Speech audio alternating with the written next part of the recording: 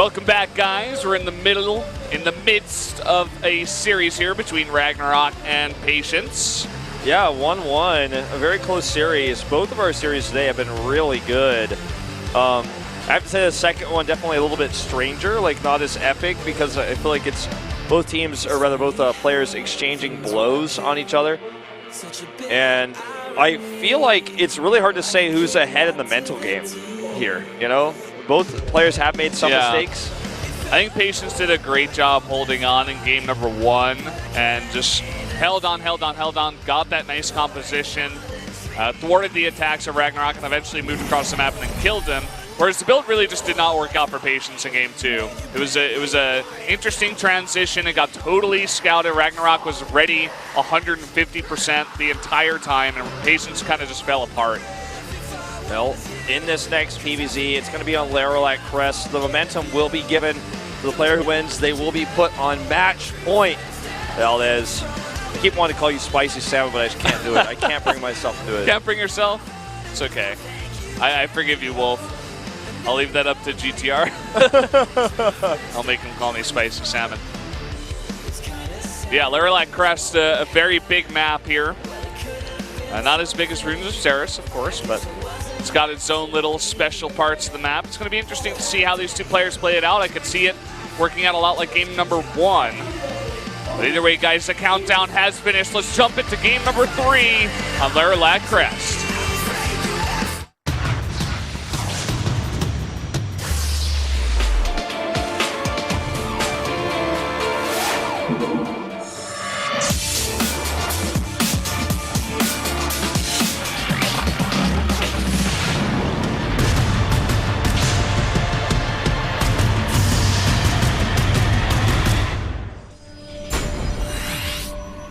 RagnaroK Crest is your map for game number 3.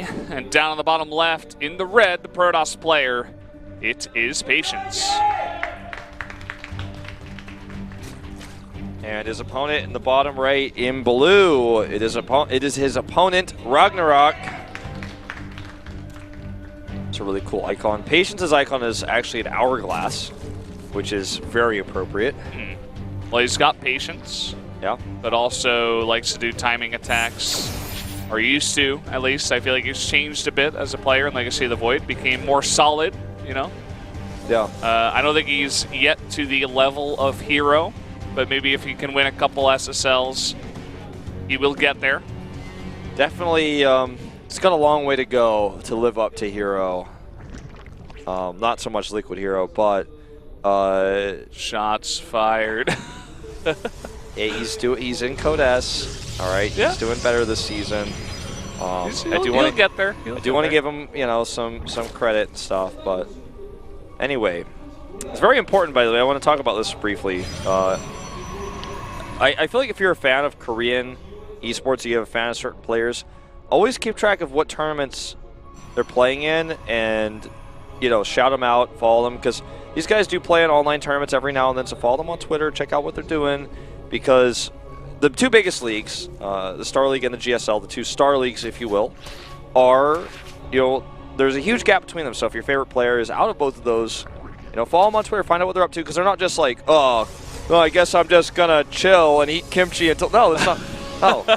What? They're like, oh, I don't know what those Korean guys are doing over there. I'm going to Busan to go to Haeundae and sit on the beach. Yeah, it's summer now. It's like, I don't know what those Korean guys are doing over there. They're not in the tournaments where they can't practice. I don't know. No, it's like these guys are playing in games. They play in tournaments. There are a few non-region locked tournaments that exist. There was one anyways, in IEM Taipei. Like, these things will be popping up. There's online tournaments. So check out your favorite players. Yeah. I always do want people to support the players, even if they're not in these tournaments, because they are practicing, they are training hard, and that's what keeps the scene alive. That's a good point, actually, because, you know, not everybody has the luxury of staying up every night, you know, until the wee hours of the morning to watch these guys. Maybe they catch a couple VODs here and there. Maybe you're watching a VOD right now of this cast. Not you guys live, of course, but it's like a time future, machine. Yeah, Mr. Guy in the future is watching. You're actually you're speaking through time right now. Yeah, I'm talking to that guy watching the VOD, or you know, the guy who's watching our new Pro League rebroadcast. Throw that out there. That comes on every day. I think after Pro League at 2 a.m. KST. Korean Standard Time, so mark that up to your time. Well, a bit of pressure here. We haven't talked too much about this game in particular. It's been pretty calm until this attack hit. And worker count pretty dead. Even 6 Lings do go down, but it's been a, as you guys can see just from looking at it, a very, what's the word, even game from the start to finish, or from start to now. Yes, we do have an Oracle on the way, but just to finish off that point, I mean, it's really about how much effort you put into following these players, of course. As Wolf was saying, they don't just disappear. So if you're following them on Twitter, you're trying to catch all the online leagues, you know, the VODs, whatever, then they'll always be there, and then you can follow them whenever. Yeah, and if I'm sure there's probably very few people do not know of this resource, but I do want to tell you, Liquipedia, best resource for information in esports, period. I don't care if you want to look up Smash Bros tournaments. Guess what? Not only do they have all the stats for that, they'll tell you which character they played in which set, okay, at Apex or Genesis or whatever. Go on that website, check it out. You can find the Twitters of the players as well, so that's how you can reach out to them. Yep. Really great database, and if you feel so compelled, hell, you can upload on it, you can edit it, you can make it even better. It's a community-driven site, so. Very true. Well, we do have a bunch of Adepts coming across the map. Only Lings so far for RagnaroK here. Does have a Queen, and looks like Patience is going to try to fight with this Oracle, but there's a couple of Queens and a Spore around here. So it looks like he's just going to trade here really effectively so far with his Adepts and try to snipe that Spore first. This is one of the strengths of the Adept. Oh, I did not expect him to actually go there. I thought he was going to cancel. Korean Combat is going crazy about that. I mean, it was a pretty big move there, forcing the Lings to come back there, and then they all escaped. Meanwhile, more drones going down. It's a worker lead now for Patience, but one of the scariest thing of the Adept is the Lings have to go chase the Shade or they get away, and while they're chasing the Shade, he's killing the Spore Crawler. He's killing any drones that are nearby. It's essentially the Adept is in almost in 2 places at once. It's like 1.5 places at once.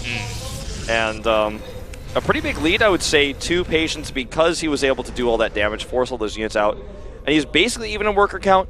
He also has a 3rd Nexus on the way up, which is basically essentially free right now because there's no pressure they can put on it. He's not done. I mean, there's still a lot of Adepts in here. He's going to snipe the Queen, snipe the Spore, and there's a big fleet of Phoenixes over here. 3 is even enough to fight against the Overlords. He can pick up the drones if he wants.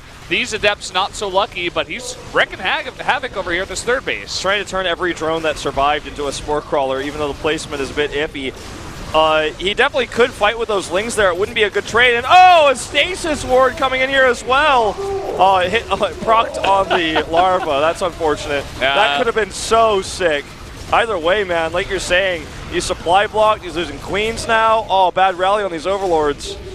Yeah, I mean, at the same time, he does lose all of the Adepts, so the aggression is going to stop here. But Patience has got his 3rd base up now. He even delayed that one drone from coming out, Valdez, with the Stasis Ward. It came out a little bit slower. Hey, that's lost mining time. Starcraft is about the little things. Well, that it is. I mean, we're seeing more Overlords be misrallied here. This is a Phoenix fleet, as you said, and now he's going to kill Queens. This game is essentially over. There is no comeback from here, I'm afraid. Once you're losing this much, you try to get out Hydras. You have this many Phoenixes in the sky. 1 Spore is not enough. All of these drones could go down. As much energy as he's got, that's how many drones he's going to lose. Yep. He has 16 drones. Okay, he just made 12 more. But for a second there, he had 16 drones. To the 50. Currently have Patience on 3 base. He's now going for massive Adept follow-up.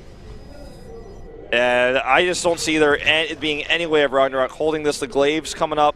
Yeah, I love this pressure from Patience at the 3rd base with Phoenix Adept so far. I love this run by.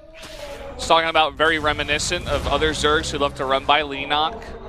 One of those guys. RagnaroK beginning to show some of that. These Phoenix is actually losing some opportunities to snipe some of these Hydras that are coming out of the Larva. Not grouping up. Does catch one, it looks like, and an Overlord. Does get a little bit of damage done, and he has spent every single Larva he had into drones to actually bring the worker count back up to his favor. We do have a Baneling Nest on the way, which is not, it's not too common, but it's not out of the question. We have seen players try to use Banelings versus Adept to not very much success yet, but the fact that we've seen pros try to do it means it is working for them in some practice and some sense of it. Yeah. So we'll see how this works out. I don't know if you caught it, but Hydra using Mass, Baneling, and ZVZ against a Hydra Lurker composition worked out against the laser was really cool. Yeah, I did not actually catch that game live, but I did hear about it. Yeah. So, RagnaroK going to try it in another matchup here. I don't believe he's got Baneling speed. The thing is, Banelings are AoE units, so if you have enough of them, they do a ton of splash damage. Like, ST killed Thors with Banelings. If you pull a Lucira, I mean, it's possible. Exactly, a true. All right, so this is a ton of Banelings coming down here. They're actually considering engaging on these Adepts, but they're not sure about what they want to do here. Kind of running around. Not doing much. The Adepts are getting so much damage in the main. 18 drones have gone down here. This is just too much damage. There's a lot of Hydras, and they are going to push some of these Adepts back, but there's so many Phoenixes here, too. They can lift up the Hydras if he gets a solid engage. So many Overlords dying. Almost looks like at this point, Patience is playing with his food, you know? Yeah, in a way, for sure. I mean, RagnaroK down to 30 drones on 3-base against a 3-base Protoss with 53 workers. You know, you can see in that moment with this Baneling movement, he just decided, I don't know if this is even going to be good enough. I don't even know if I want to kill these Adepts with this. I need something more. Like, I need the ultimate hit. Yeah. So, here are the Phoenixes in the main, sniping every single drone. Anything that's living in the main has now died. That is not a building. The Sport Crawler is like just a bit too heavy, but I bet if all those Phoenixes work together, they could pick it up. Yeah, maybe. You need about 50 Phoenixes to lift the hatchery, so. Oh, looks like he's just going to go straight up on top of this and engage. Oh, a bit sloppy, though, with the Phoenixes, some hesitation.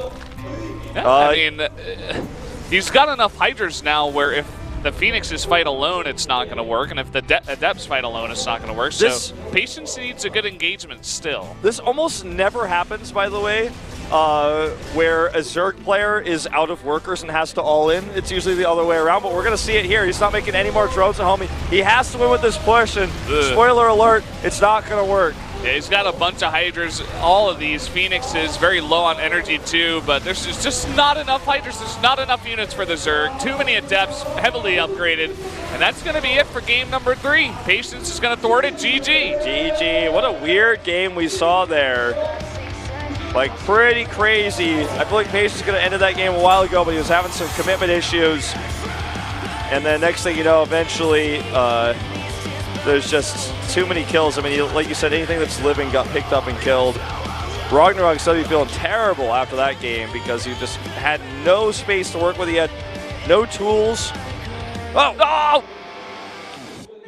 Be careful. That's what the drones wishes they could have done. They could have burrowed like that when the Phoenixes came in. Yeah. Not going to happen. Well, I have good news for RagnaroK. The next map is Prion Terraces. Okay, all right, that is good news. Yeah. Could force a game 5